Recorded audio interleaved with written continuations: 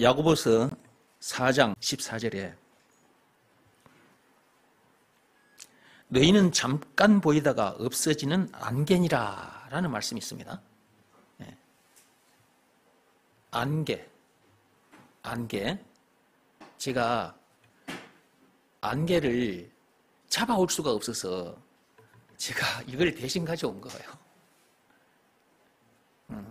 여러분 아침에 안개 피어오르는 거 보셨죠? 그 안개를 내가 잡아올 수가 없어. 손에 잡는 순간 날아가 버려. 그래서 잡아올 수가 없어서 제가 이걸 대신 가져와서 이걸 안개로 생각하고 여러분들이 보시라 그 말이에요.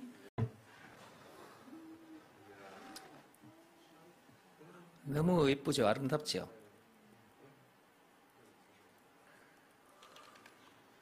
보너스로 한 번 더 보여드리겠습니다.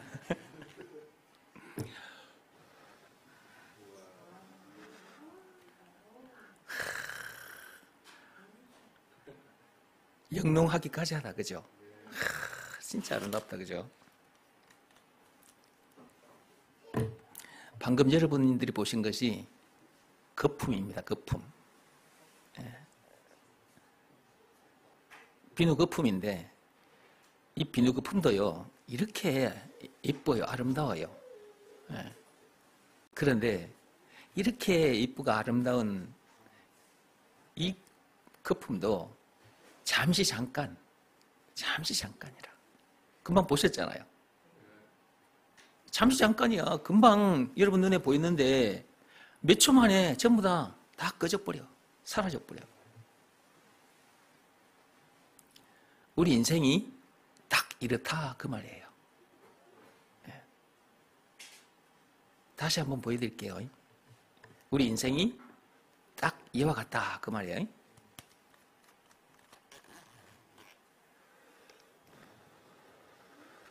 얼마나 아름다워. 우와 소리가 나오잖아. 근데 다 꺼져버렸잖아 지금. 몇 초 만에 다 사라져버렸어. 우리 인생이 딱 이런데 사람들이 그런 줄도 모르고 하나님 앞에 나와서 예배드려야 될 시간에 예배드리지도 않고 세상에서 일하고 있는 사람들도 많아요. 학생들 중에 학원이나 도서관에 가서 공부하는 사람들 많다고. 이런 내용을 모르는 사람들, 저 세상 사람들이라면 그럴 수도 있는 거예요. 모르니까. 그런데 하나님 앞에 나와서 말씀을 듣고 그렇다는 것을 알면서도 예배 시간에 저 세상 사람들처럼 도서관이나 학원으로 가서 공부하고 어른들 일터에 가서 돈 벌고 있다. 우리가 이 세상에 태어나서 강건하면 80인데 80년을 사니까 굉장히 긴 세월을 산 것 같지만 하나님이 보실 때는 잠시 잠깐이에요. 하루살이 모기 있죠. 하루살이 모기라는 말은 모기는 모기인데 요놈은 하루밖에 못 살아. 그래서 하루살이 모기라 그래요. 이 하루살이 모기가 자기들 입장에서 볼 때는 그 하루 동안이 긴 거예요. 그 하루살이 모기들 중에도 태어나자마자 죽는 놈도 있을 것이고요. 그렇지 않습니까? 10분 정도 사는 놈도 있을 것이고 1시간 정도 사는 놈도 있을 것이고 5시간 정도 사는 놈도 있을 것인데 24시간을 몽땅 살고 죽는 놈도 있을 거라고요. 그러면 10분, 1시간, 5시간 사는 모기들은 5시간 동안 살았던 그 모기들은 24시간을 사는 놈들이 있다면 그 놈들을 생각할 때 부럽겠죠. 그렇지 않겠습니까? 그리고 24시간 동안을 다 사는 그 하루살이 모기는 그 하루 5시간도 못 사는 그 모기에게 비하면 자기는 19시간이나 산 거잖아요. 우와 길다 이렇게 생각할 수 있는 거예요. 하루살이 모기 입장에서는. 근데 80년을 사는 우리들이 볼 때는 그 하루살이 모기가 어떻게 보입니까? 진짜 잠시 잠깐이라 물거품 것 같아. 지금 내가 들고 서 있는 이거, 자 보세요. 거품 봐봐. 이거 잠시 잠깐 다 사라져 버려. 이거 봐, 다 퍽퍽 깨지고 난리가 났어. 지금 다 깨지고 사라져 버리잖아.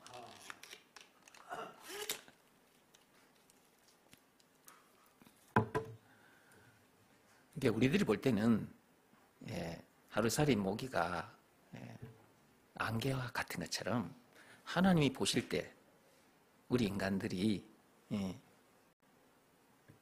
하루살이 모기처럼 보이는 거지.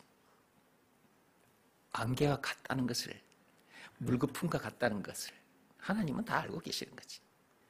그래서 하나님께서 이렇게 말씀하신 거예요. 너희는 잠깐 보이다가 없어지는 안개와 같다고. 잠깐 보이다가 없어지는 방금 여러분이 보신 물거품과 같다고. 그런데 그런 줄도 모르고 세상을 사는 사람들이 너무나 많다. 저도 옛날에는 그렇다는 것을 모르고 살았습니다. 그런데 하나님께서 그런 나를 영생의 존재로 만들어주신 거예요. 영생의 존재로.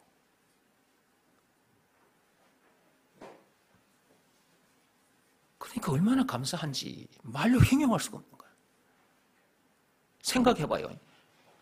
하루살이 모기와 같은 나를, 안개와 같은 나를, 물거품과 같은 나를, 영원한 존재, 영생의 존재로 거듭나게 해주셨으니 얼마나 감사하냐 그 말이에요.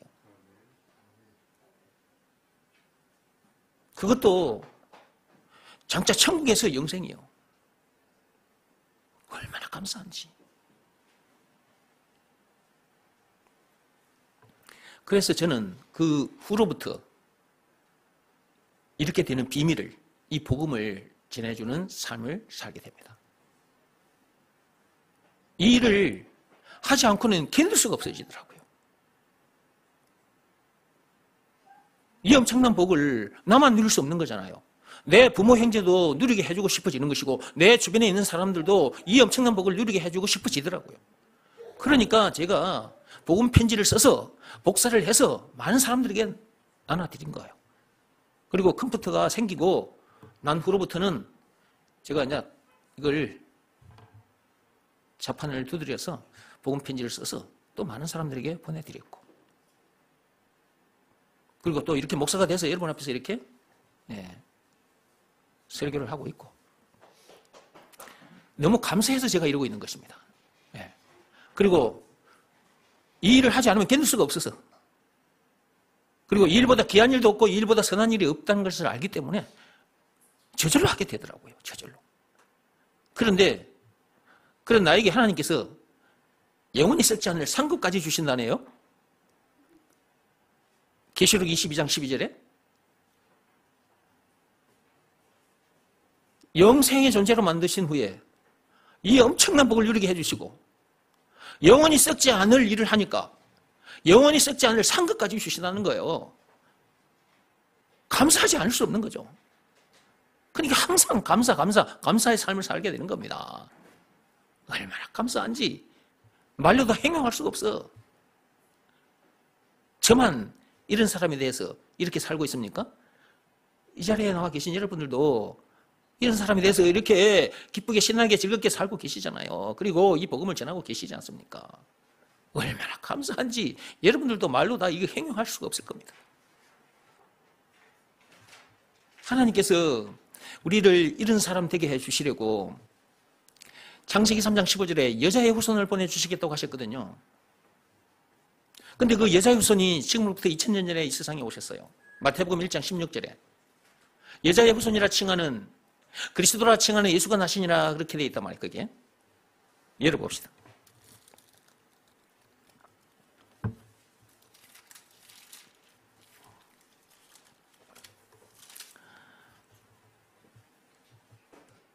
마태복음 1장 16절 야곱은 마리아의 남편 요셉을 낳았으니 마리아에게서 그리스도라 칭하는 예수가 나시니라.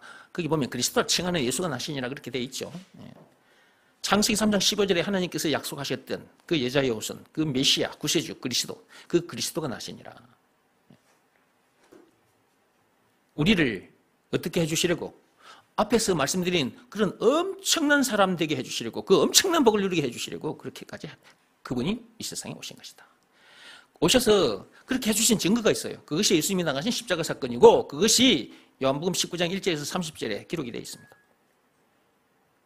예수님께서 그 엄청난 사건, 십자가 사건을 당하기까지 해서 지에 빠진 우리를, 하루살이 모기만도 못한 우리를 안개와 같은, 물거품과 같은 그런 불쌍한 우리를 영원한 생명, 영생을 주셨어. 영원한 존재로 거듭나게 해주셨어. 그리고 앞에서 말씀드린 그런 엄청난 복을 누리는 사람, 그리고 영원히 썩지 않을 상급까지 받게 해주셨단 말이지. 그러니까 예수님 앞에 나와서 이렇게 예배드리지 않을 수 없는 거라고. 그분은 그 엄청난 사건을 당하기까지 해서 우리를 이렇게 해주셨으니 그분의 그 사랑과 그 은혜를 말로 다 행용할 수 없는 것이고요. 그리고 이 기쁜 소식을, 이 복음을, 이 믿음의 법을 전하지 않을 수 없는 거죠. 물론 너무 감사해서 이렇게 나와서 예배를 드리는 것이고, 그분 앞에 나와서 이렇게 감사 예배를 드리면 또 그분이 우리에게 또 말씀을 들려주셔.